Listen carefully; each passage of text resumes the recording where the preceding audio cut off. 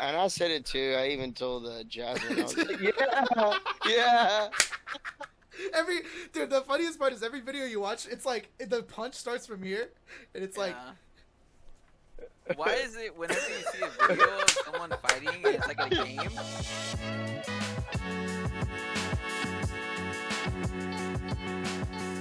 how do you feel about the Raiders this year, dude? After that first game. Yeah, it's pretty much what I thought.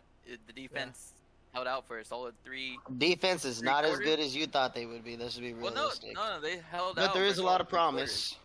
Yeah, There is a look lot of it, promise. Malcolm Kuntz was out. What's his name? I can't remember. The guy that we drafted that's not doing too well right now. He's out. I can't remember the guy that his name. It's bugging me. Yeah, he's out. So we were down to like our third stringer on the defensive end position, along with Max Crosby. So yeah, defense-wise, it was a little bit of struggle compared to what we thought we were going in with the defensive line. But yeah, they held out for 3 quarters, but our offense couldn't do anything. Even though somehow Gardner Minshew had a 75% completion rate, which is like the highest for like a debut quarterback on a different team. So pretty nuts of a completion rate, but didn't really do much. No. So yeah, that's how I'm feeling. The offense is not there. Defense held out as long as they could before they just started getting gassed. So, and of course, Justin Herbert with John Harbaugh. Yeah, he's doing. Or Jim, is it Jim? John? Jim Chance with the Ravens. Yeah, Jim. Yeah, they were going to be good. He's a good coach, right? And so, yeah. Well, they did say before the game started, they were talking about how he's a winning coach. Like no matter where he goes, he wins. Yeah. Especially I mean, he was at Stanford and he was winning. Niners found interest in that. They fucking picked him up as a head coach. He won there. Went over to Michigan, won there. And now he's back over here, and he's proven he could do it over here again still. Yep. Him and Herbert seem to have a pretty decent connection. So, yeah. But the story of it was we didn't really have too much of an offense. We had no rushing game. We had to fall back on the pass. Pass was decent, just didn't go really nowhere. And, yeah, LA Chargers kind of ran over us, especially with J.K. Dobbins just plowing it You through. guys looked good in the that first drive when you guys scored. I was like, okay, like they look like they got to kind of figure it out a little bit early on. That was a highlight. And you That just was shit the all fucking downhill. bed. Yeah. Mm-hmm. And I was like, oh wait, never mind. There's the Raiders we all love and know. Yes, sir. I think Alexander Madison led in, like, the receiving portion. So is he going to be your guys' new number one? What's up with that? I don't know about that yet. I think they'll still roll with Zamir, at least for a few more games. But if Zamir cannot get it going on the rushing side of things, then yeah, Alexander Madison can definitely. I think the Panthers need to start wasting their time feeding Sanders as many touches as there have been. Miles Sanders. Yeah, Yep. I don't get their obsession, dude. Like, we saw this exactly last year. They went from... They started the fucking year with Miles Sanders for the first 6 weeks. He started getting banged up. He started getting injured. And then they put in Chuba Hubbard, and all of a sudden, the running game started clicking. The one thing I will say is Chuba did get more touches, but Miles Sanders got more production. But, again, the holes that opened up when Miles Sanders was in the game compared to when Chuba was there, it was vastly different. Which I can never fathom that shit. Like, well, I keep telling people that I think they're trying to phase Miles Sanders out. They're gonna go with Chuba Hubbard, and then that Jonathan Brooks kid, as soon as he's coming off of that injury and making his rookie debut, I think that he's gonna be taking over the rest of Sanders' touches. And He's still a little far out from that, isn't he? He's like 4 weeks plus some. no, it's just 4 weeks. They say he'll be back by week 4. Yeah, 4 weeks PUP, so he'll be back. Earliest he can start is week 5. Because on that PUP. That's the earliest. That's the earliest he can start. Yeah. But like Yeah, historically, so he should be good by week 4, rookies and don't starting by week 5, get like a or good at amount least of being able to touches. play week 5. I think they just need to go with Chuba Hubbard already. Dude. Not just because he's on my roster, but just for speaking like how my brother said, it's like, oh, somebody forgot to change the record. Like, I think just for Carolina, they have nothing to gain from that game. That was a go out, get your ass beat, and then just go back home, kind of just go into your job, clock in, and come back home. Because there's Dude, nothing you can take away on their end. Yeah, no, Absolutely yeah. nothing. There's nothing you can So look at. Yeah. Yeah, they're gonna have to. be no, like, there is okay, I'm not there looking is at this. takeaways, just not any good. Yeah. So if the whole team shit the bed, it's like, all right, Yeah. that was just not us. Dude, and Bryce Young is just not looking like it at all. No. He didn't look like it last year, and he did not start this season off nice at all. That dude could not complete a pass to fucking save his life. Yeah, If come mid-season, is he one of the like biggest draft busts, or what's going on with that? Yeah. What do you guys Yep. think? Bro, I already feel like he is. No offense. It feels like he Yeah. picked up exactly where he left off last season. It He doesn't scored really high feel on like that there was any quarterback test, production. though. yeah, no, he did well in the Wonderlic. Obviously, he's a Heisman Some people winner. are just meant to coach after a certain period of time. Like, I will say this. I think Bryce Young's gonna go back and be a high school hero coach. Watch. I think if he has like another year like last year or gets benched and just can't like if he doesn't even journeyman like a lot Well, of I mean, guys. who the fuck is their backup? It's a good question. I don't know. Isn't it the guy with red hair? Andy Dalton? Andy Yeah, Dalton? Isn't it Andy Yeah. Dalton or no? Is it Yeah. still? Yeah, he came in for one pass. Yeah, Yeah. he came in for one play last game. And he's a serviceable backup for Yeah. sure.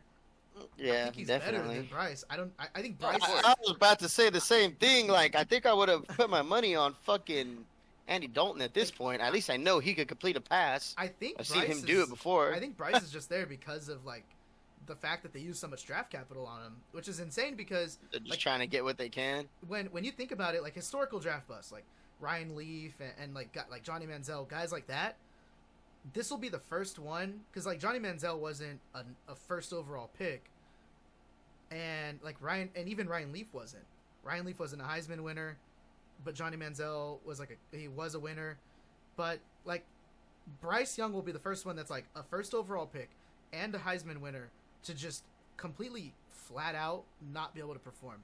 I think the closest that we've gotten to that would be one of those two. I think in terms of like the specific situation would maybe be like you could try to say Baker Mayfield, but Baker Mayfield has had a winning record most of his career. I was about to And say now Baker with the- Mayfield's been winning. And now with another like he already went to a playoff game or already won a playoff game. Like, you're talking about a QB that those QBs that legitimately busted, and then you got like Baker Mayfield. You can't put it in the same category because since year one he was making runs for playoffs. You know what I mean? But what I'm saying Like, is like that's He really turned that team around. Yeah, no, what I'm saying is that's literally the worst that we've seen. Like, which Baker didn't win the Heisman, but he's a candidate with. I thought he did. Did Baker win the Heisman? Yeah. Baker Mayfield, I believe he won the Heisman that year. Yeah, because there was a Heisman Trophy speech I think he gave too in regards to a Make-A-Wish Foundation kid, I think. Bro, he's a two-time. Is he a two-time winner? I think he might be a two-time Heisman Trophy winner. Okay.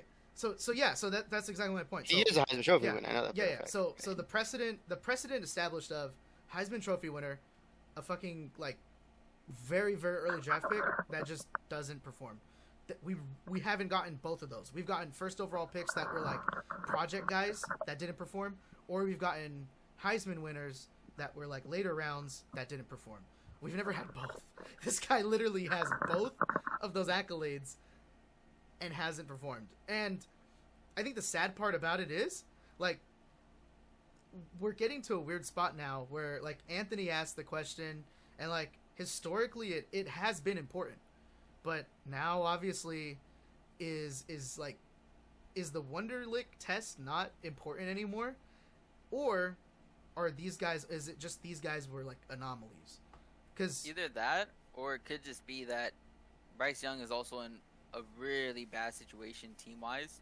Just Yeah. the whole team and the receiving core, offensive line, running back. In general, like defense, if you're looking at everyone it is from a ranked fantasy bottom. perspective, you're not looking at Not even anybody from the fantasy. Panthers. yeah. That's Not what I'm even saying. You're not fantasy, even just as looking a at team. anybody. You're not looking So- at anybody from the Panthers. As a matter of fact, none of their players are even placing in the top Like, 10. if we I look at think. Caleb Williams, for instance, right? He just started. Of course, you can't compare them to right now. But Caleb Williams is coming into a receiving core of Keenan Allen, Rome Odunze, DJ Moore, right? He has a defense that was top rated in the last half of last year. That's not even considering fantasy. Yeah. He's entering See- an environment of they are trying to make a run, right? Yeah. Where Yeah. Carolina, they don't even know what they're doing yet. There's They don't not even a know who their sniff coach of is a yet, I run feel like. Yeah. Right now they brought You in know. Dave Canales and they're hoping he might be the saving grace and the quarterback whisperer. But if the whole team around him is not good, he can't be the miracle, right? Yeah. And so you're asking the guy to try to bring a team back from the grave to hopefully do something when their best running back right now is like Miles Sanders. And then you have the best receiver, which is a rookie of Jonathan Mingo, maybe Adam Thielen, Deontay Johnson, right? Yeah. So that's rough. I just looked. Not a single player on the Panthers roster for fantasy. Yeah. Eclipsed 10 points. Yeah, I think Jonathan Mingo might have been the highest.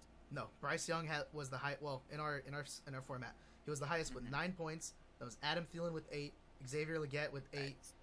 the kicker with 5, and then Jonathan Mingo with 5. So yeah, like this team is in the shitter. And that's fantasy. Now, if you look at PFF grades for just like the O line, Oh. D line, it's Everybody's garbage. And see, like, So that's real football and how they grade them. And if you're on just a bad team and a bad environment, what more can you do? Which right? that being He's said, set up to fail. no, yeah, understandable, but Caleb didn't play well. He got saved No. by his defense. Yeah, he really did. He got saved by the defense. The defense won that game for them, to be honest with you. They scored like, Um, 2 touchdowns on the Caleb defensive Williams side? didn't do well, but he didn't do bad.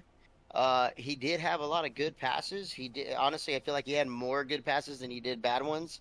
Yeah. The downside was he had a lot of drop passes by his receivers, like Yeah.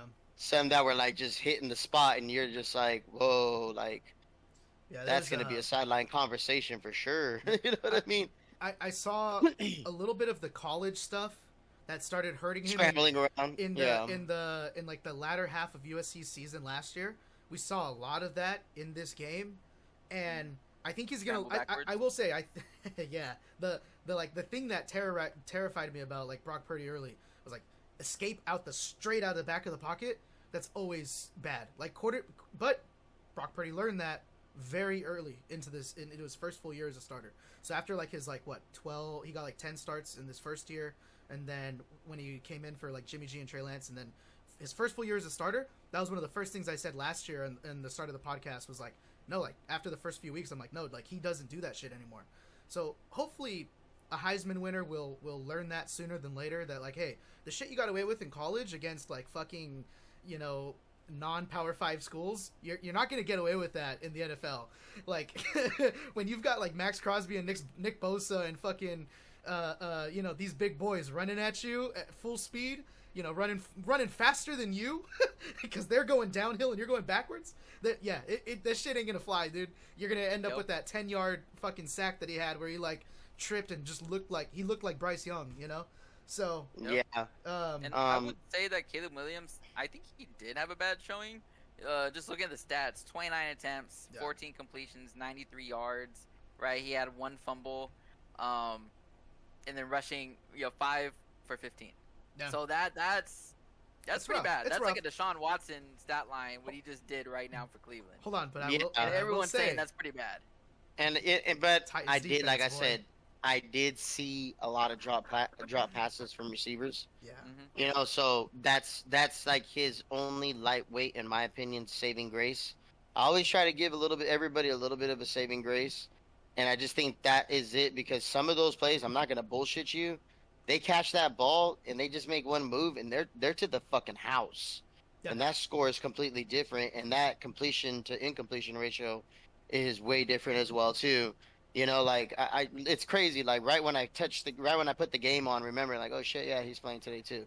I put it on one of the screens. As soon as it comes on, boom, it shows the receiver dead in the fucking hands, just perfectly right there, with like 3 defenders around too. So it's a dot. Like he put it right where it needed to be. Yeah. And homeboy dropped it, and you're just like, oh. Like that's not something you want to turn the TV on and see right away. It's like, oh well, that's not good.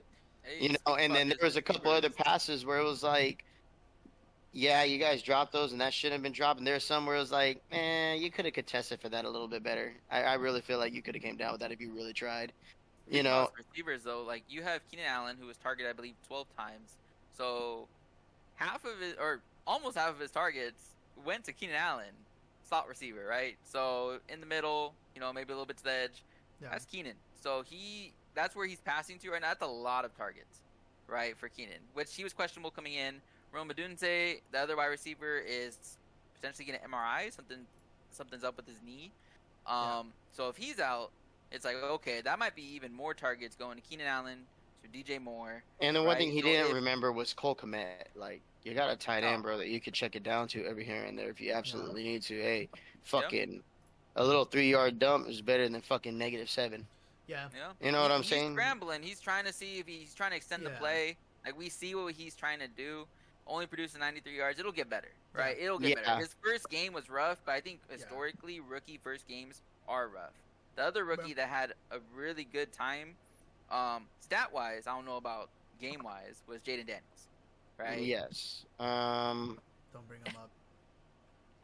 Don't bring him up. Don't bring him up. Nah. Don't bring up Jaden. He had a lot of garbage time, though. Don't- There was don't- some garbage don't bring him time. He up. was able to inflate the stats a That little was bit. that was a Dak Padscott. Don't bring it up. Yeah. He did a little Angel Reese type of thing, He- right? he Yeah, did it. that's another Added one. the Dak stats. Prescott did not impress me this weekend as well either, for as much as he's getting So paid. for rookies, Jaden Daniels, I think, did the best. Bo Nix didn't look too well today. Fantasy-wise, yeah. Bill Or Nix looked fantasy-wise. terrible. Yeah. Bo Nix didn't look too crazy, but he didn't look too bad, to be honest with you. He looked like he had a lot of room for improvement, and it looks like he is willing to and has the best ability to improve at a rapid pace. I will say. I mean, granted, he played 8 fucking years in college. I was gonna say, granted, he's older than I am in the NFL. His rookie year. That's what I'm saying. You know And- that. Granted, you know he's been playing in college for a solid minute at this point. If you don't understand any the amount of years he played in college, brother, you should have seen every defense known to man. At that point. The other thing amount of that colleges in this makes world. me a little bit higher on Bo Nix is Sean Payton does run historically will run his quarterback's arm into the fucking dirt. He threw 42 times. Like, that's crazy. Yeah. So for a rookie, for a rookie first game, he did throw 42 times. So Which is good because it lets Bo Nix know at the same Yeah. time they're he gonna trusts you him. enough to let you And- sling the rock. He's And gonna, for the most he's gonna get part, more reps he was connecting. in game. In game. So Yeah, yeah. you know, so- and he He's was gonna get the stellar connecting. He defense was on the passing side. What Yeah. was his stat line? His stat line wasn't too bad, wasn't it? no 26 for 138. Yeah, you And see. no touchdowns. But yeah, I mean, like, as far as the rookie quarterbacks go, I didn't see anything from anybody that made me go, wow. As far as rookie, like, position players, skill players, obviously, Valley Boy, Central Boy, we talked about him last year, talked about him this year, Xavier Worthy. That was a beautiful trade an hour before kickoff. Lad McConkey had a very good game. They utilized him both rushing too. I think he had a rushing attempt, like a long rushing attempt. Anthony, I'm sure it's etched into his brain. And then Brian Thomas as well. He did okay. He Yeah, had okay showing. he did okay. He got a touchdown. Yeah, and Brock Bowers, 8 targets. Mm. I was I was surprised. about to say, Brock Bowers saw a lot more targets than Bayer. I mean, A if you lot see of 2 to 3 tight end sets there. yeah, Yeah. you see a bald tight end that's like 22 years old. That Yep. guy's he's gonna be a fucking perennial all pro. Like, you just know that. That motherfucker's Mhm. bald at 22 and he's playing tight end in the NFL. He's gonna have like 6 all pro nods like by the time he's fucking 30. Like, that's it just works that way, dude. Like Right. Aaron Hernandez. I would say right now, for me personally, I know he's not a rookie, but he's still very much new, and that's Anthony Richardson. Yeah. Coming off the and- injury. Yeah, he's not a He didn't rookie, look bad. but he only played He like didn't 4 look great. games, so I'm gonna put him in that same realm a little bit. Yeah. Go through 19 attempts and completed 9, right? And Yeah. that's a wild, I think, stat line. Yeah. But those 9 that he completed He had were 2 Yeah, like touchdowns. touchdowns. Like, He had 2 they touchdowns. were- Yeah, 2 touchdowns. He Yeah. was chucking the ball out there. So you see Alec Pierce with like 100 and something yards because Yeah. he caught 3 long bombs, right? Yeah. And like that's crazy, knowing that there's insane. That's what I said. upside. Didn't you hear me say it? I was like, did Pierce become the new Megatron? Like, motherfucker Yeah. was going up and just yanking him out of motherfuckers. Insane Yeah. upside for some of the receivers, but very untrustworthy, right? Yeah. And that might That's- be a good yeah. receiver for like your flex pick, right? Someone that You're can being pop trustworthy off. because it shows Caleb Williams tendencies. He's always trying to look for the deep, Yeah. big play. And you get the rushing upside for him. I know fantasy wise he did really well. Yeah. Yeah, he was. That's the only good thing going for him is he has the pretty rushing great. upside. Unlike Caleb Williams wasn't really rushing the ball. Um, Anthony Richardson, I'm about to see a few more games on him to be like, yeah, Oh, yeah, you know, also too. definitely. Granted, this was his first game back in with like Hmm. in live game with after a Oh, shoulder. His throwing shoulder And was that's what I'm injured. saying. I think it's gonna take more So games for me to really give a fair assessment. I don't really want to say anything because yeah, it's like, against Houston too. you know, yeah, it's his 29 first yeah, game receiving. back. He did play against Houston. Houston's really good. You know, which on the Houston side, you know, CJ Stroud balled out. He did his thing. yeah. Stephon Diggs had a hell of a game. Yeah. Um, Surprisingly, all three receivers did well. Even Tank Dell, like I'm I was sure about to say if you're that. a fantasy if you're a fantasy CJ guy, you're like, Stroud oh, but realistically, CJ Stroud has shown that he can distribute the ball pretty yeah, evenly amongst his receivers. yeah, What he needs to do is rediscover his goddamn tight end, please. Thank Nope, you. nope. no. He can leave him in the dust. You can He only You're is do right. terrible. you can He does only not need him, do bro. 3, and there's 4 mouths to feed. 5 Yeah. with Joe Mixon. So Yep. And you that's know, what I was going to lean Popped to off. too. Joe Mixon had a great game. yeah, All right, he had an amazing game considering how much the ball was being distributed amongst the receivers. He took well advantage of his touches and he made every touch well worth it. His stat line was incredible as well too. You Yeah, know, it was 30 as well as attempts. his fantasy points. You know what I mean? He he 30 he attempts. he impressed me, and I had actually told people that you know what, man, Joe Mason's going to Houston. I feel like that's gonna work for him. I feel like he fits there pretty well, and you know he did. It's not too crazy. Anything, honestly, the offense I feel like he's coming into is not too far from what he was already in with Cincinnati over there. I just yeah, feel like yeah, they emphasize a little bit more on the run on this side than they did in Cincinnati. You know what I mean?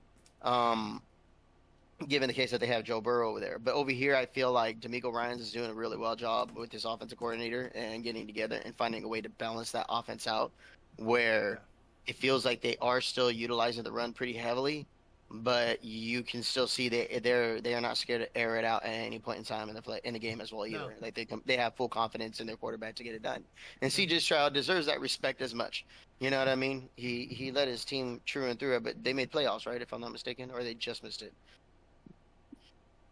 Last They year, just missed it, right? This last yeah, year they just missed it, right? yeah. Oh yeah, Joe Mixon had 30 attempts for 159 yards, You see, averaging 5.3 an attempt, right? And one or that's two. similar to what was that? Was it one or One two touchdown touchdowns? One rushing, touchdown, right? and then receiving. Let me see, no He had touchdown. no touchdowns Yeah, receiving. How No, many it yards was 1. receiving though? receiving wise, he did 19. He caught 3 for 3.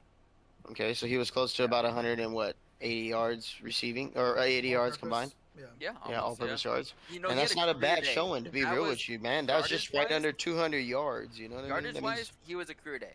That was the highest he's ever produced in his career so far. And on the it lets first you know game that. playing with Houston. But Yeah. no, I'm gonna go on all my. Joe Monday Mixon had a accounts. great game. This guy sucks. Who Yeah, else I would did? say Hey, for Houston and Indy though, like you can trust their wide receivers, right? Seeing that first game, it's like you feel good. But on yeah. wide receivers for Indy side for Michael Pittman, right? It's like, you I know, feel good for you can wait it out. It's worth his waiting out. receivers. As far as like their run game goes, I'm not sure I'm fully convinced on Jonathan Taylor yet. Yeah. It's like me and my brother were talking about Really? earlier. We feel like his saving grace was the touchdown, because in reality, without the touchdown, he's only bringing in 3-4 points to the house. Well, Indy was playing Yeah. from behind most of that game, so I feel like I feel like really the game script just didn't call for it, like for him to have. Yeah, a big but he game. could have been utilized to catch the ball as well too. Jonathan Taylor's been known to be a pretty decent catcher and runner as well with that ball. The only thing that will lend like that I will say lends credence to what you're talking about is we really haven't seen them on the field together. Jonathan Taylor was out True. early last year, and then Anthony Richardson was out for the season before Jonathan Taylor really came back. So we're looking at a situation now where like they're on the field together for the first time. We're anticipating bell cow, but we're also anticipating franchise quarterback. So having both of those guys same time, I think the only time we've really seen that in the past historically has been like maybe the Cowboys or like the Niners over the last like 4 or 5 years. But those are anomalies where those offenses are like very prolific. Yep. And speaking of anomalies and everything like that, Yeah, fucking Saquon Barkley, I called that one too. People were like, "Yeah, he's injury prone," and I was like, "Bro, Which look, Hey, he was in a CMC position." one game. And No, this coming I from an know, Eagles fan. but it's already showing the same kind of production like Christian McCaffrey showed the minute he got onto the 49ers offense. You know what I mean? It Yeah. was almost immediate, like immediate production. You know, and Yeah. you see that with Saquon Barkley. That just lets you know that they're utilizing him the best way possible to fit into what they already got going for themselves, which is a good thing because they did that with CMC on the Niners side too as well. And that's why I felt like this season, I was like, Saquon Barkley, I feel like he's going to have an outstanding season. Honestly, he might make a run for Offensive Player of the Year. Okay, in my personal opinion, and he has a very solid chance to do so on the Eagles, and it showed when they played the Packers. The Packers is not a lightweight team to take either. No. You know what I mean? They have Jordan Love played the whole game. He got belt hurt the to last ass. 15 they put belt to seconds ass of the on game. Cowboys last year, so that was a big win. You get what I'm saying? And so, the Packers have already established that they can be a team like, yeah, you sleep on us, we're gonna fuck you up, plain and simple. And they honestly were proving that to the Eagles early on in the game and for a majority of the game. Like, it didn't really it was a close game. Well, it's changed now because Jordan Love is out. Injured so out for a solid minute now. That is the one thing I will say. Yeah, that is the one thing, but with that being said, it's like I said, they're bringing him in to help their scheme work better, as opposed to have him carry the scheme into a better place. You get what I'm saying? If that makes sense. Yeah. I'm just glad he's getting more rushing attempts than Swift. Who was the running back last year? Was it Swift? This is and this is hold on. This is actually something. But it's also because he was a better rushing back than Swift. I will say this: DeAndre Swift did get a lot of touches for the first 4 games of the year, and then slowly but surely they started going down and down and down and down. I don't think that'll happen with Saquon. The only situation I could see that happening is if they start trying to keep him on like a snap count or like on a pitch because count. Because no offense, like they did give Swift a lot of touches, but they did so equally right now with Saquon, and Saquon put up 3 fucking touchdowns in a game. I don't think Swift ever did that in a game. He had 2. He had a game with 2 against the. You sure? Because they just said that Monday Night Football. Saquon Barkley was only the second person on your guys' team to have 3 touchdowns. Yeah, 3 in a game. Yeah, 3. Yeah. In a game, but 2 no, but 2 yeah. No, that's what I'm saying. 3 touchdowns, but that's what I'm saying. Like he had 3 touchdowns right off the bat, and I don't think DeAndre Swift has done that yet.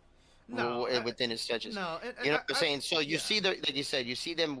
They're more willing to give him more touches running the ball, but they also know they could throw him the ball as well too. Like the other, what was his overall all-purpose yards? It was pretty nice. For Barkley, 109 plus 23. 109 plus 23. See, and in that little bit of that little bit of room, he produced 3 touchdowns, and he helped get the Eagles into that position where they know like, hey, we could fuck around with this now. Yeah. You know what I'm saying? Same thing kind of like with the Niners. And the best part is, like I said, he's walking into a team with weapons. Yeah. He was at a team where he was the team pretty much. And no offense, he fucking showed this weekend. You know what I mean? Yeah. And now he's with a team where he's like, oh, you could catch 2? Like, you could catch 2? That is so cool. That is so cool. I'm so happy right now. You know what I mean? So he's walking into a nice spot, and I think he's taking full advantage of it for himself. Oh, good, Lace, you're good. Oh, I thought you had something.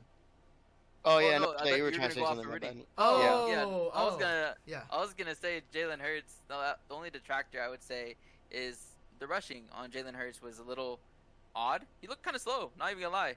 Yeah. Compared to like how he looked last year.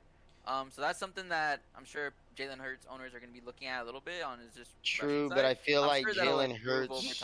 He looked stronger though. I'll take that. I'd rather have. He looks stronger, but I feel like he looks slower not because he isn't as fast as he was before. I feel like a lot of it has more to do that he's trying to get more passes completed as opposed to taking off with the ball. He dealt with like a lower leg injury basically all of last year. You could see it in the Dolphins game, in the Cowboys game especially. He went down. He actually went out of the game for a little bit. I think he's trying to refrain from having that kind of situation happen again. So I think he's focusing less on like the quick twitch. And if you look, like I saw one thing from him, and I like that. That's what I want to see.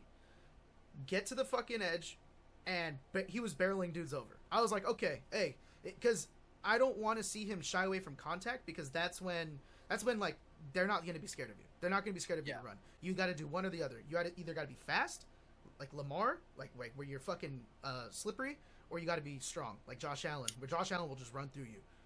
And he has a little he has a little more of that agility too. But Josh Allen will now jump over you now. yeah, right. So so like Jalen Hurts last year. Well, he's always been doing that, to be real. So Jalen Hurts made a fucking T-shirt of him Hurts hurdling last year, somebody. he wasn't fast because of the lower leg injury, and he was scared. He was scared to make contact. So as a runner, he had no credence there. But speaking of Jalen as a rusher, that is something I think also played into, like, I think DeAndre Swift could have had 4 touchdown games last year, but right at the goal line, we saw it. Saquon had a 2-yard touchdown. That's very meaningful if I'm a fantasy manager. The reason I faded off of, like, I wanted to see how this offense would run first. Obviously, Saquon is such a high capital pick that you're not going to be able to, like, wait and pick him up off waivers. But I just faded away from him and would rather go with somebody I felt was a safer bet, because I don't know, are they going to try to still utilize the tush push with Cam Jurgens, even though Kelsey's not there? And it did seem like for 4th and 1 scenarios, middle of the field, they used it. But on the goal line, they're not really running it. On the goal line, they're like, give it to Saquon, fucking go get it. So, and he'll power through. I think they have so many weapons that it just seems like a complete package right now. It's just seeing the Eagles, right? Once they started getting in a rhythm, the first quarter or two was a little rocky. Then they started getting in a rhythm, and it was kind of like you can't really stop them. Because they had Barkley that was just producing, and then they had Devontae Smith that was shining, A.J. Brown shining, Goddard, they were utilizing their tools just everywhere, right? And same thing can be said on the Green Bay Packers side. They were utilizing their tools. Like, that ball was spread around, except for the tight ends. No one got anything on the tight end side, but it was spread around to every receiver. Watson, Reed, except Dontavian Wicks didn't get anything now thinking about it, but they were spreading out the ball. Yeah, so, but at the same time, if you're going to be talking about teams that are, like, utilizing the whole package and really spreading it out and doing everything, I mean, you can't leave the cheese out of it. Prime example was, like, Patrick Mahomes had a really outstanding game again. When is that out of the norm? But what I did see was that he was hitting Rice a lot more. You know what I mean? Like, last year, he hit him. He gave him his fair share of targets, but he didn't get as much. You know what I mean? To be real, like, he should have been targeted quite a bit more, in my opinion, last season. And that's pretty common for Andy Reid, right? To kind of, like, fade the rookies a little bit. To fade him in, but I feel like Rashee Rice could have made, like, a bigger impact just right off the bat. You know what I mean? Give him more times. Yeah, definitely. And, I feel like I think they learned with that. No. They got rid of extra weight that didn't need to be on the team, like Marquez Valdez-Scantling, Kadarius Toney now, too. I think he didn't even make the roster. Yeah, he got cut. He got cut. So now they have Xavier Worthy. And you saw right away they found a way to utilize him heavy and get him in there, which was very smart. They should have did that with Rashee Rice. I think they learned from that, and they're doing that now with Xavier Worthy. Shout out Central Boy. Huh? He has that speed. Yeah. Yeah, he does, and, shout out Xavier Worthy, Central Boy, and it was awesome seeing you, do something amazing. My son goes to your high school, you know what I mean, that you graduated from, so it's awesome to see that my son's playing for a program that could eventually, lead to that. My other son is going to be getting there shortly as well, too. But just having a Valley boy in general just pop off like that and knock it out the park and get 2 touchdowns. And I happened to trade for him an hour before the game started him, so he got me 21 points overall. That was really nice, just right under 22. Speaking of fantasy performances and target shares, one thing that I saw from both teams, the 2 highest capital tight end picks in most drafts. Because there's some where, like, Trey McBride is sometimes like overall consensus first, number 1 and 2. Travis Kelce, Mark Andrews, they were running a lot of decoys in the 12-man personnel. Like, the Ravens ran a lot of 12-man. Kelce didn't even see that many touches either, to be honest with you. They ran a lot of 12-man personnel, and Isaiah Likely was getting the touches. Mark Andrews did get more snaps and run more routes than Isaiah Likely, but He didn't get more targets. He didn't get more targets whatsoever, or more. Zay Flowers was actually taking a lot of that, and I actually said that too. I told you guys. I said, hey, you know what? Zay Flowers is legit like the only fucking receiver they have over there. Yeah. And other than fucking Likely, it was pretty much Zay catching the majority of the fucking other targets. You know what I'm saying? Yeah. So with Travis Kelce, it was the same thing, and I'm curious. I'm wondering if that's kind of their game plan, because one of the big concerns with Xavier Worthy, as fast as he is and everything, is his frame. Is very similar like Devontae Smith.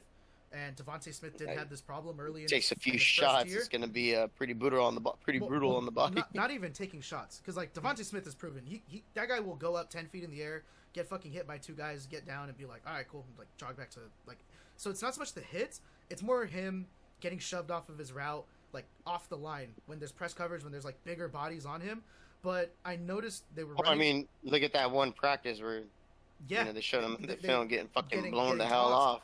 So you know what I mean? And that just eliminated him from the play completely. You know, and you never want that either, because you know, I think as just as a head coach, that's like, well, that's concerning, because I think them running the end around. If that happens in the game, even one time, everybody's gonna do that to him. Yeah, and we're fucked. So every play on his route. I saw them open things up for him by running him as a gadget. He obviously had that big rush. This first touchdown was the rush, not even a reception. Yeah.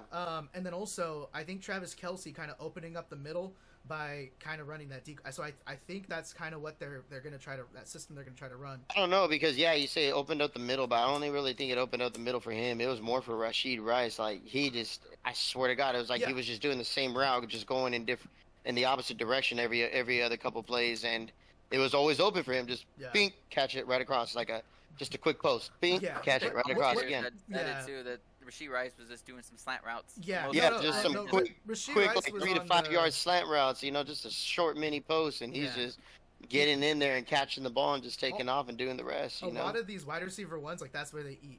Like AJ, fucking Tyreek. Like, well, Tyreek is he's either gonna go straight down the fucking sideline, or he's gonna cut over the middle of the field. Like but it's essentially it's just like a deep slant. Like basically that's what he's so fast he can run a fucking 40-yard slant. He's a one-on-one. He's got a post. He's got a chair route. He's gonna just do whatever the fuck he does. If all else fails, look for him. You know what I mean? He'll find a way to be open. Just trust me. Look for him. I do want to touch on what Luis is saying though. The tight end wasteland, kind of right where. You have Mark Andrews, you have Travis Kelce. We talked about the previous teams, like Houston's tight end, non-existent really. Green Bay's non-existent. Eagles, they kind of use Goddard, you know? Yeah, but another one that was surprisingly non-existent this weekend was Dalton Kincaid. Yeah. He got 2 targets. 1 reception. He had two targets and 1 reception. He produced like just under 3 points. Yeah. So, you know, you're seeing the struggle around there, and now it's looking like, okay, maybe do I want to trade for a high premium tight end that is going to be getting those, or do I wait and see? Right? Is this an overreaction if I try to make any moves? I think it's still like week 1, and we should just wait until about week 3 or 4 before we start making those kinds of executive decisions, especially on your fantasy roster. All around, any analysis after week 1, there's always overreactions and underreactions. And for those of you guys that were a little concerned about the whole Tyreek Hill not producing as much, I mean, he just got fucking arrested a couple hours before kickoff. You know what I mean? Like, and he's still he's going through that bullshit. He's probably still heated and pissed off about that. Yeah. And he might have played a little angry early on, but there was outlying factors that may have came into play when it came to his gameplay himself and his performance out in the field. Because it wasn't just him; it was actually a defensive end that they had as well too that got locked up with him. He still balled out. He got 12 targets, 7 receptions, 130 yards, and a touchdown. Yeah, you know what I mean? Regardless, which was crazy. Yeah, you know, that's crazy, but I mean, honestly, let's think about it. He's not in that situation. I think he's put up like 200 yards receiving, some crazy ass number. Yep, because Jacksonville, they played a hell of a game too. Travis Etienne, he had a hell of a rushing game. This week we had a lot of high performing kickers. Like, I mean, in our league we do have a bonus, like 50 yarders or with 5 and stuff like that. But I mean, even Jake Moody right here, baby. Just off of the base numbers, like Jake Moody and Chris Boswell both had 6 attempts, 6 makes this week. So it's like who got better? They were the same. They were 6 for 6. No. But who got better points? That's what I'm saying. Well, in our league it is different, but they both still had Yeah, 26. Well, 6 for 6. They still Yeah, they both, 6 for 6 doesn't mean they got the same points though, because was it six like three of them or four of Yeah. them or 30 yards? You know what I mean? No, I'm saying in our league they still both had 26 points. They both had the exact same points. Oh no shit. Okay, Yeah. so they kicked about So they kicked Yeah. about the same amount of field goals or the same distance in field goals. Mm-hmm. So yeah, Yeah. It's If you think about it, it's yeah. crazy. I just threw Blake Groupie, I don't know how to say his last name, on my roster, because Luis had That taken a was kicker of mine the that I Saints really kicker, wanted. right? Yeah, Was it? and he ended up Yeah. producing. So Yeah. yeah, But he had like 20 something points. 22. 22. Yeah. Yeah, 4 for 4. Yeah, yeah. he Jake made Moody up had for 26 DeAndre something. Swift having a pretty shit week. So yeah, He made up for dude, whoever that's speaking of that, the Saints fucking whoever had their defense, they won big on this week, man. yeah. Saints. In one of my defense, leagues, I went against somebody who had the Tennessee's, Saints, and that Chicago. motherfucker got 46 points. I was like, eesh. LA Chargers, I think, also had like above 15. Yeah, there's Chargers had a good week. New England had a Good good amount of week. Niners had a good plus. week. The Vikings also put belt to ass. So Oh yeah, yeah. but they played the Giants. Like in So, the end, they played. We joked about it last week, and then we talked about this in the chat. But I do think this again, how I survived a little bit last half of last year, not having like a premium defense. Just fly whoever the fuck is playing the Saints. Or I mean the Panthers. The or Giants or the Panthers. Yeah, like Stream if they're this playing one. them, just stream those guys. You know, just run them Yeah. off of waivers. But you know who looked really well? Believe it or not, both teams, considering the whole quarterback situation with them, kind of actually for both teams too. The Falcons and Steelers game, that was a really close game. That really came down to the wire. That was also a really sad game on offense. Yeah. Yes, because it you was. had, But Kirk Cousins that just looked old out there. It felt he like did, it and was he a did, lower man. game. Some of those interceptions were deflections by the receivers. true. It was like, But then his some of movement those, in the some pocket of was those like- passes yeah, were definitely, terrible. yeah, His yeah. movement Yeah. looked dicey, right? And I know he's coming off the Achilles, Aaron, but Aaron he- Rodgers looked younger. Tonight. yeah. So DMT is that's working again. wild. I'm Probably. that's why. And of He's course, back Justin on his Fields. sh- Justin He's Fields. back on his shit, huh? I will. So, I okay. will yeah, say that this: goes. if you're like your starting quarterback, you let's say you waited until the 12th round to pick up a quarterback for whatever godforsaken reason. Maybe Who did that? Somebody did that. didn't maybe they? and you got Kyler Murray. He waited till like the He 7th. didn't do bad this So- weekend, actually. So I will say this: maybe stash Michael Penix, because if we get 2 more weeks like this, Yep. we might see Michael Penix starting sooner than later. And I don't want to say that he's going to come in and immediately pop off, but like we did see in camp, it wasn't just, hey, this is Kirk's team. There was a little bit of like a quarterback battle, and then obviously Kirk ended up winning it out. But he's coming off the Achilles, so he's coming off an injury. He's getting a little bit older. His mobility isn't really there. He didn't look as sharp on his passing, and Michael Penix has shown, like, obviously, like, he can be a very good quarterback, and all the things still ring true from what all of the predictions we made for the Falcons. Like, the pieces are there. I really do think the pieces are there. I think they need somebody to lead them. So either Kirk is going to step up and be that guy. And that's what I was saying, or like, Michael on Penix both can do it. sides, because it's not the run game on the offense. It's definitely the pass game. Like, it wasn't getting it done, and just like the Bears, the Steelers' defense got it done for them that game. You know, T.J. Watt had, 3 forced fumbles?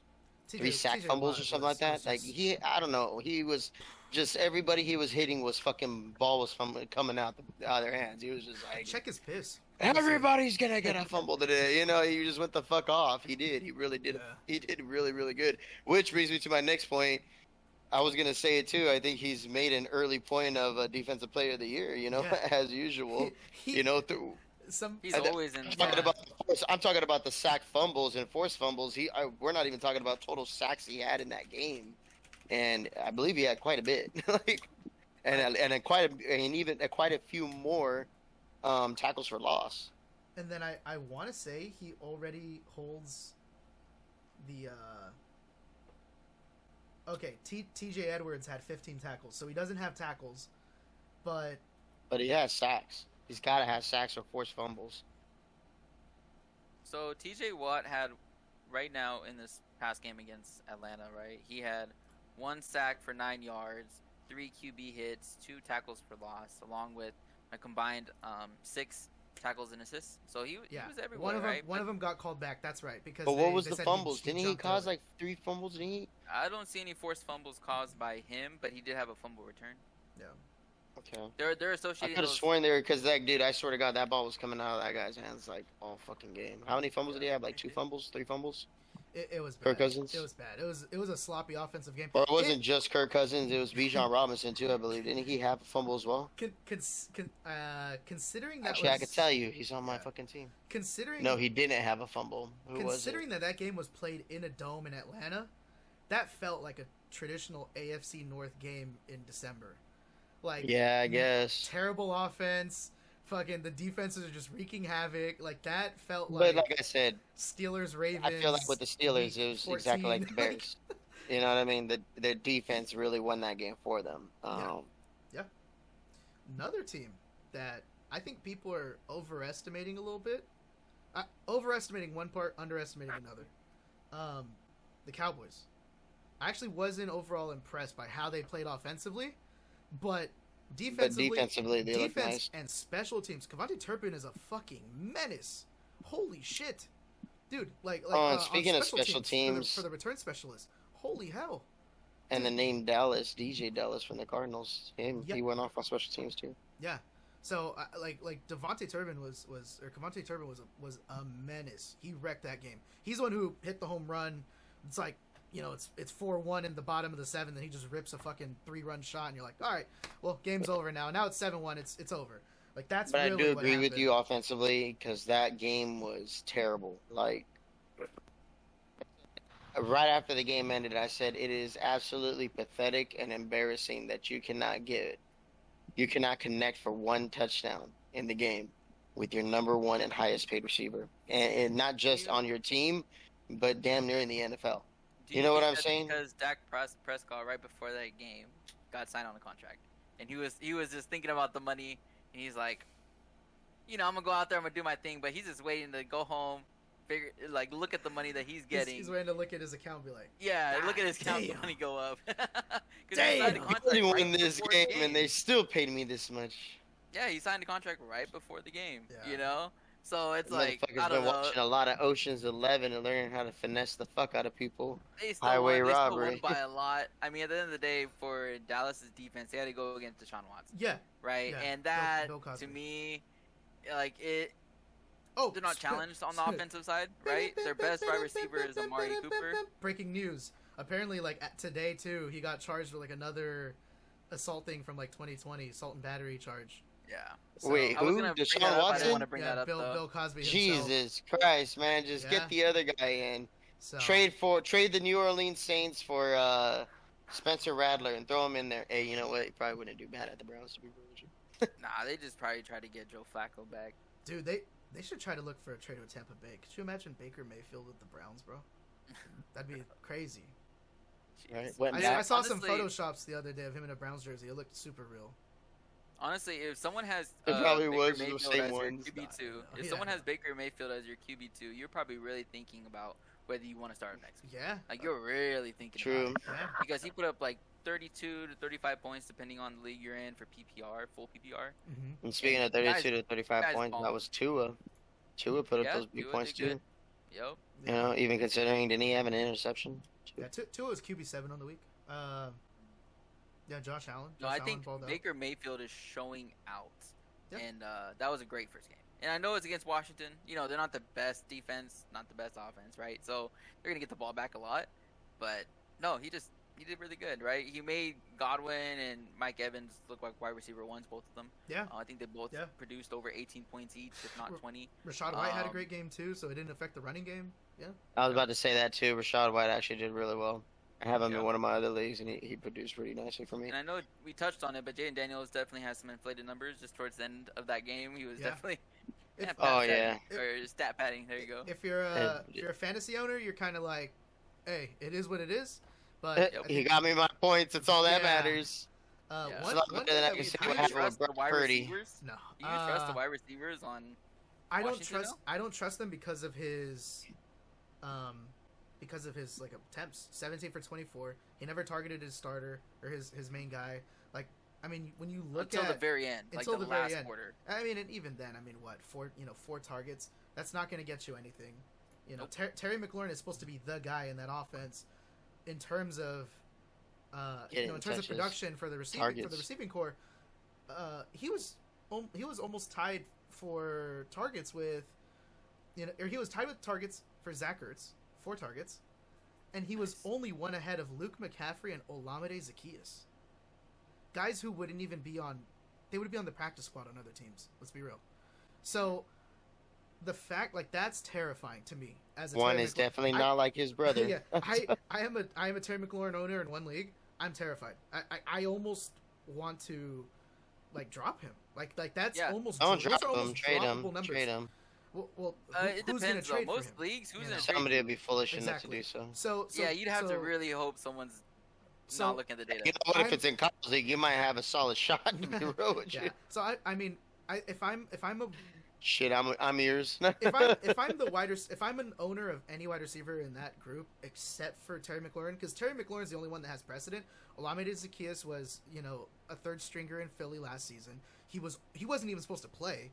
They thought Jahan Dotson was going to be there. They thought Curtis Samuel left. So, like, Olamide Zaccheaus wasn't even supposed to get significant reps in this offense. Luke McCaffrey is a rookie. Same thing. He wasn't even supposed to make the 53-man roster. So, Yeah. Terry McLaurin's the only one that has real experience, and that's the only guy that I would really hold on to. And even then, I'm probably giving him 3 weeks, maybe 4 weeks. Yeah. And after that, if I'm seeing the same thing, if I'm seeing a trend, then Yeah. I'm gonna bite the bullet that, hey, he's gonna have a 20-30 point week in week 7 and give me single digit 4-point weeks the rest of the season. Like, that's just gonna happen. Get rid of him. Like, I Yep. don't trust him. If we're still single digit weeks after week 3, week 4, because I mean, if we look at their schedule too. I would say for McLaurin, if given by week 3, right, he doesn't produce. Worst thing you could do, the best thing you could do is probably trade him for Fab. If your league goes off of Fab, and see if anyone wants to just, give you some money in return for Straight up him, give so you that way they something. don't have to try to do the waiver wire hassle, Mhm. or drop him, right, Drop and him. see who's available during that time.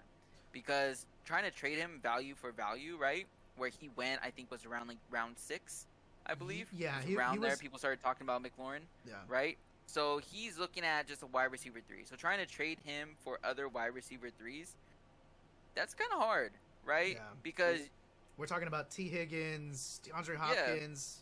I mean, But Yeah. other guys. speaking in of that wide range. receivers, wide receiver 3 that actually proved to be still truly a solid flex, and it doesn't matter what league you're in, and every year he seems to do it. Tyler Lockett produced 13 Yeah. points in our league Yeah. this week. That is not bad considering like how little targets he had. I actually have him on my team. He was on my bench, and Yeah. he produced 13 points. Well, you figure that one He out. was six for 7, 77 yards. The Commanders' next 3 opponents are the Giants, Bengals, and Cardinals. The Giants and Cardinals, those two, and even the Bengals, because the Bengals didn't yeah, look too great. Bengals look sus So- right now. So, like, Oof, that was if- all bad. They look like they need a Jamar Chase back. looks like they need all their guys. So, if through that sample size, Terry McLaurin's still not performing, I think it's time to get rid of him, because those are 3 very exploitable defenses. Yep. I'll give them Yeah. the benefit of the doubt that the Buccaneers are a pretty solid defensive team, but not that solid to keep you at 4 Yeah. touches or targets. Yeah, but the Tennessee game, that was an interesting one. Caleb Williams. Yeah. Mm-hmm. Yeah, we touched on that one. That was Yeah, I was- Tony Pollard I was right. was still a stud as predicted. Yeah. It didn't matter. He's showing that it doesn't matter what team he goes to. He's going to be a producer, and he's going to be utilized heavily in that offense. They used him a lot in that offense this weekend, and he did really well.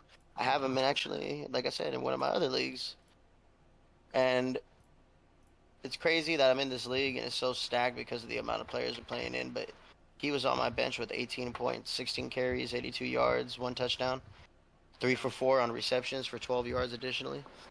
Yeah, I So think he had himself a 94-yard all-purpose game. I think a lot of people and were produced a touchdown. worried that Tyjae Spears would kind of eat into his snap share, but we're seeing kind of a similar snap and touch share to last season when Derrick Henry was healthy, and Tajay Spears, because people were still concerned about that as well. But it's the same thing, you know. Tony And Pollard's getting speaking of 16 Derrick attempts. Henry, Tajay's getting 4, so it's yeah. that's what I'm saying too. And speaking of Derrick Henry, he didn't do as good as I thought he would do this season, to be real with you.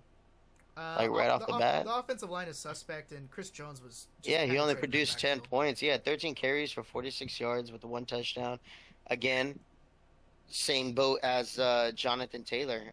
His saving grace was that fucking touchdown.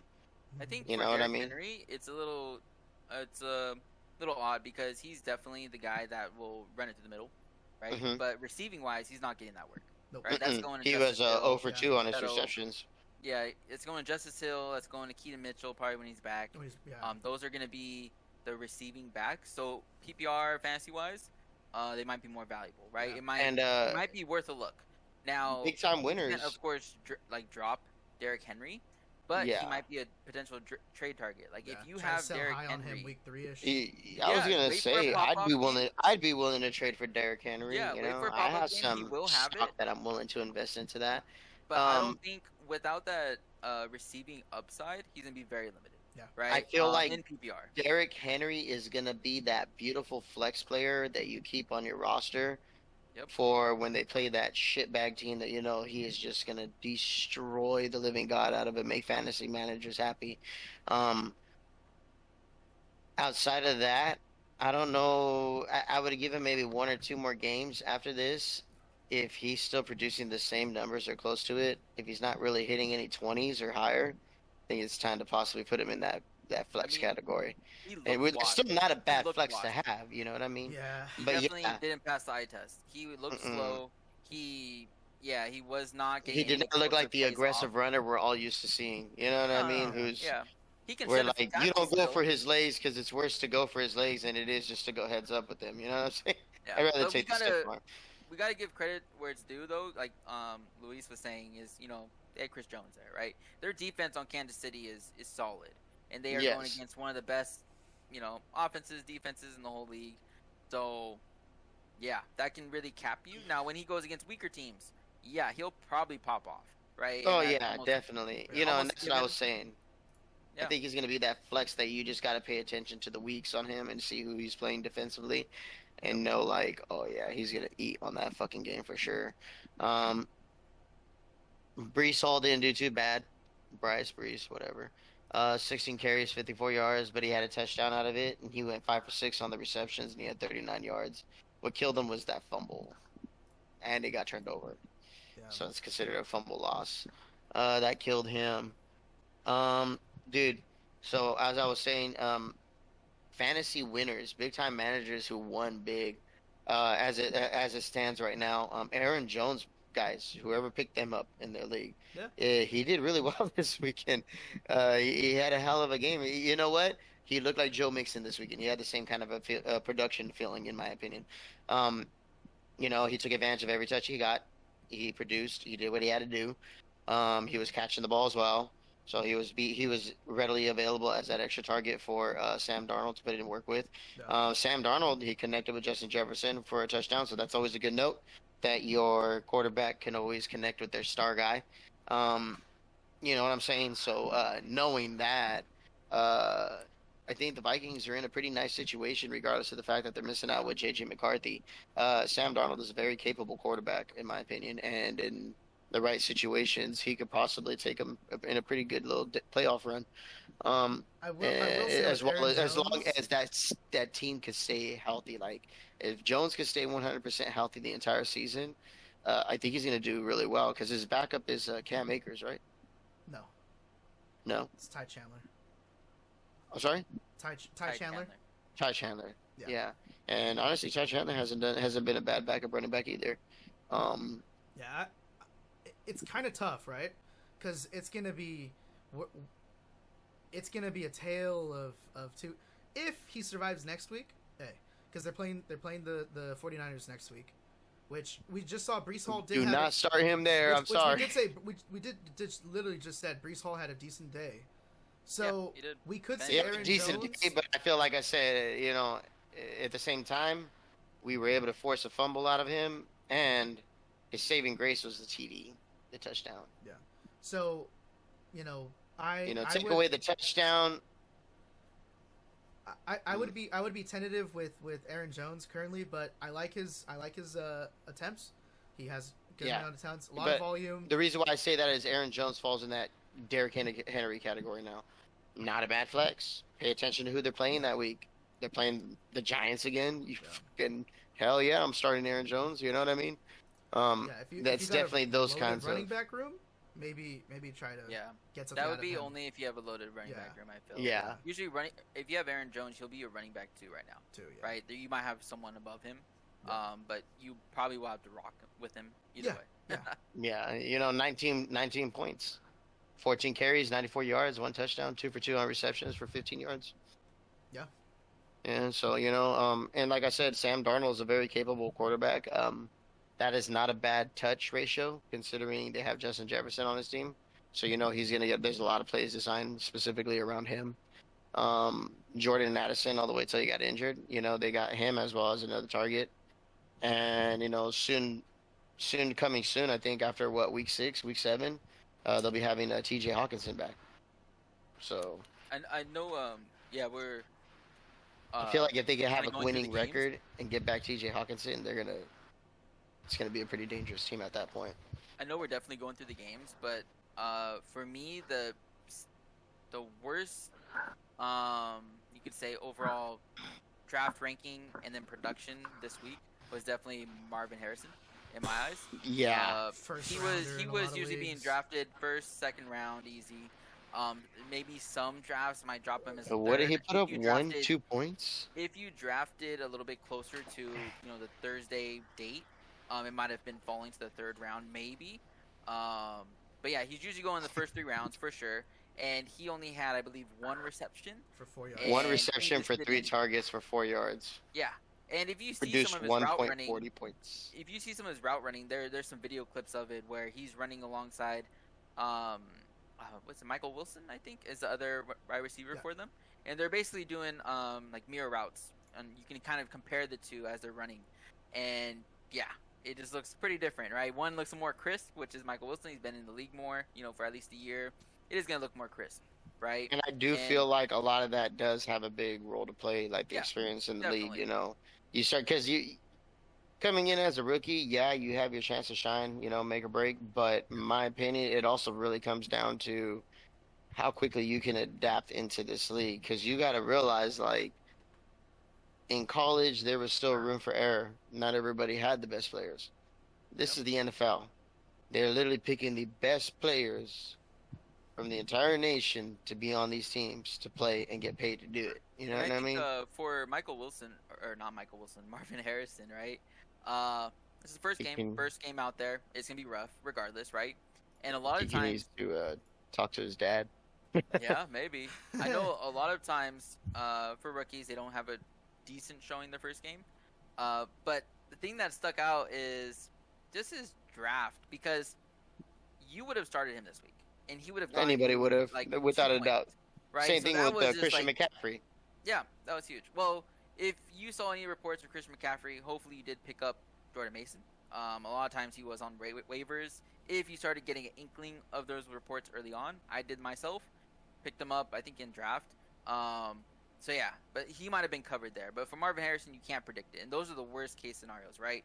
Where a guy is healthy, high draft pick, you are going to start him regardless of the matchup, and then he only gets you 1 point. That's a similar situation with Dalton Kincaid, and you have a similar situation with Travis Kelce. You're right, those situations suck, but this one is the worst of them so far. Mm-hmm. Him alongside Drake London also had a really bad showing out there. So yeah, if we're talking about, to me, some of the biggest losers this week, not just him, but Amon-Ra. Those two, Amon-Ra, yeah, he got was targeted. Actually Jameson Williams. 4 receptions. Jameson Williams popped off. Yeah, he had over 100 receiving yards and like a touchdown or 2. Yeah, he popped off. He was going off last night, dude. Yep. He's the reason why the Lions went overtime, in my opinion. Mm-hmm. Because Jahmyr Gibbs and David Montgomery didn't start picking up till later on in the game, to be honest with you. Kyron Williams didn't do too bad. His saving grace, too, though, was his touchdown. OT. Holy shit, that was insane. Yeah, he got the game ball. Dude. Who? David Montgomery and OT.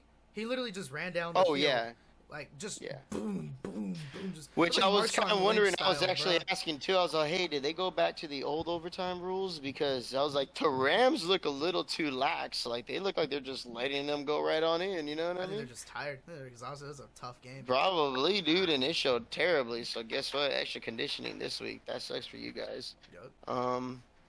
Yeah, Puka Nakua in that game potentially out for a little bit. Yeah. I think he's Oh, on yeah. IR now for 4 weeks. 4 weeks. So Kenny Walker as well too. That's another one that took Kenny another Walker, hit. another big hit. But yeah, for And that God, game, he for they Detroit, gave him, he gave them 21 points before that, Yep. but hey, 20 that's a carries. Kenny Walker special. That's a Kenny Walker special. But yeah, for Detroit and LA Rams, yeah, Puka Nakua being out, that means Cooper Kupp is gonna be balling most likely. You know, he's gonna And get he proved majority that of last the night. receptions. He had like 30 fucking He points. I did think really last well. night. He did really He did good. really well, right? And Amon Brown, like Amon-Ra St. Brown, ASRB. He's gonna go. He's gonna get back to production. I think this is only a temporary issue. I trust Jared Goff to be targeting his number one guy going forward. It just so happened that they were able to blow the lid off of the game each time with Jamo just running and catching, you know, the deep ball. So, if it was working, he's gonna go back to it, right? Yeah, definitely. ARSB is gonna be able to do the same thing. So yeah, and I think Yeah, that's what I was gonna say. He didn't produce, but he's one of those ones where it's like, don't get scared. Yeah. It's like one of those one game. This is a one time deal. You know what I mean? Honestly, like I see this kind of turning into kind of like eventually when it shifts, because this did happen to us last year.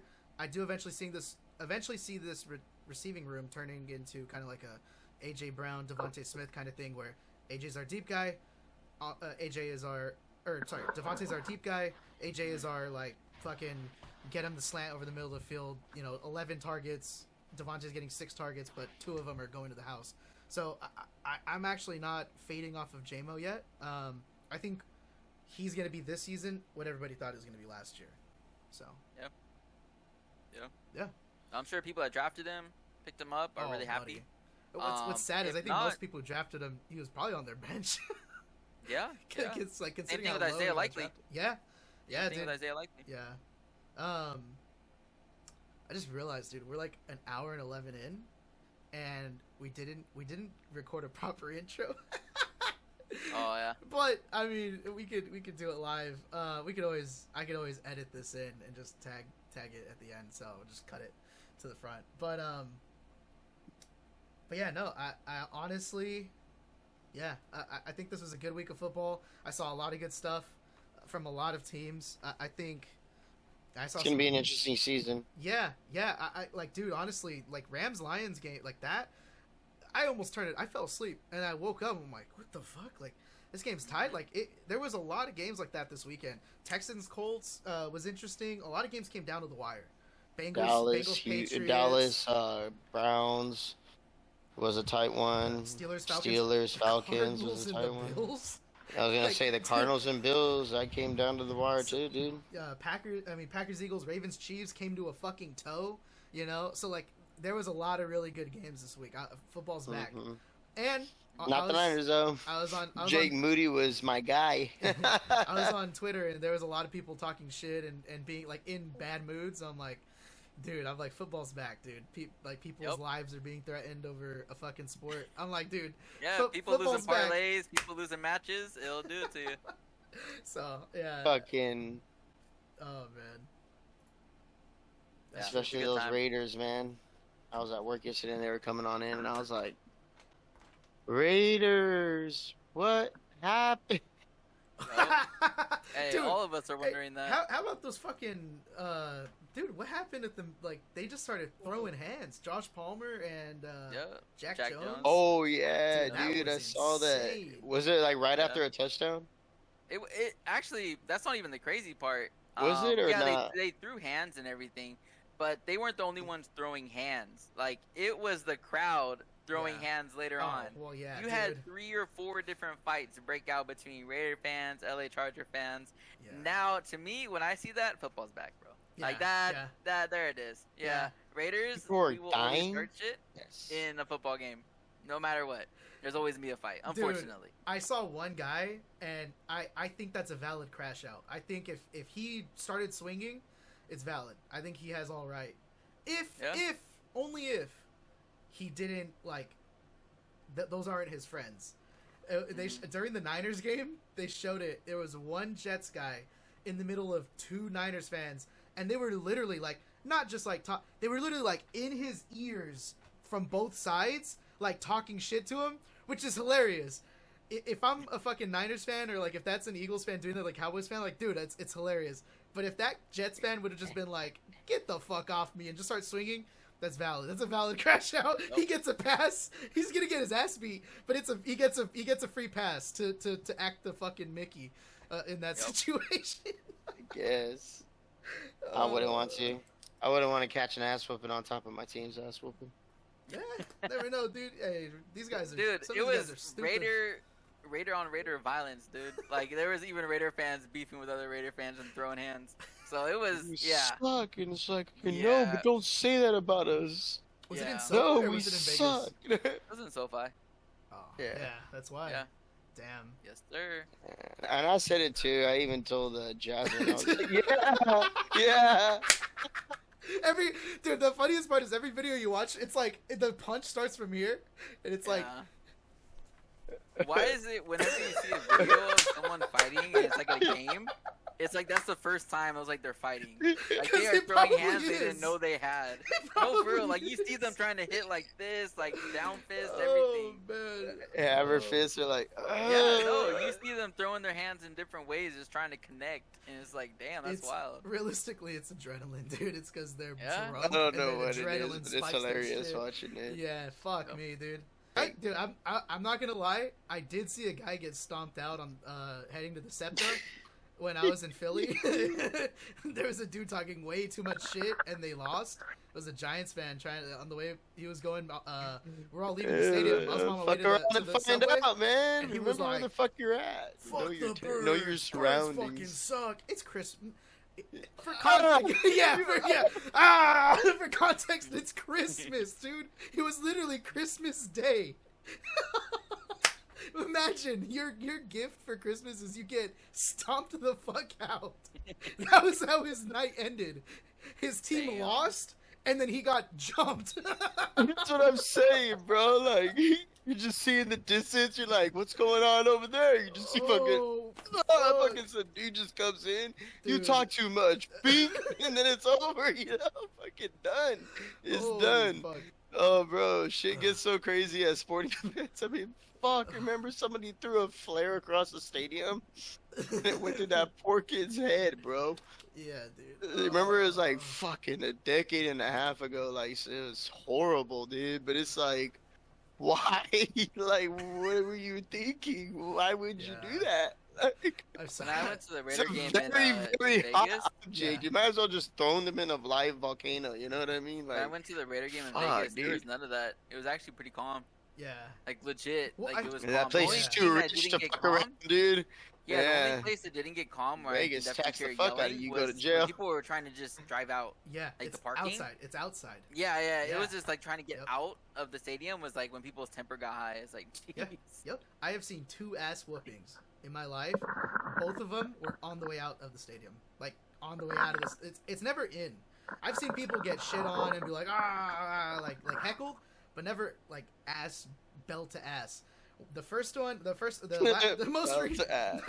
most recent one was the Philly one on the way to the subway, and the dude's just like, "Fuck the boom!" And all I could think about with that poor guy is he's turning around, and all he's seeing is like what Lewis with this fucking point of view. This, yeah. Fucking last thing he sees. Just haymakers from just 2 random dudes. You don't even know why you're getting your ass beat. Like. What did I do? What did I do? God damn. Cool, guys. Well, I'm pretty sure we wrapped up pretty much most games that happened this week. There's a lot that happened, but there's also a lot left for the season. Hopefully you got a tight end that produced. Hopefully you don't have a quarterback that is shitting the bed. But overall, we'll be back here next week going over week 2, and hopefully we have a better outing for any of the picks that you drafted high and didn't do too well. So be here Marvin next week. Harrison. See how it goes, and see you soon.